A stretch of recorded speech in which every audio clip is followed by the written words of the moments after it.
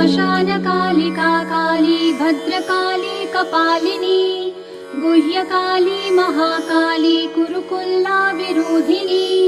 कालिका कालरात्रिश्च महाकालनितम्बिनी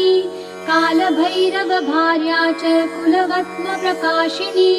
कामदा कामिनी लाकन्या कमनीयस्वरूपिणी कस्तूरी रसलिप्ताङ्गी कुञ्जेश्वरगामिनी ककारवर्ण सर्वाङ्गी कामिनी कामसुन्दरी कामार्ता कामरूपा च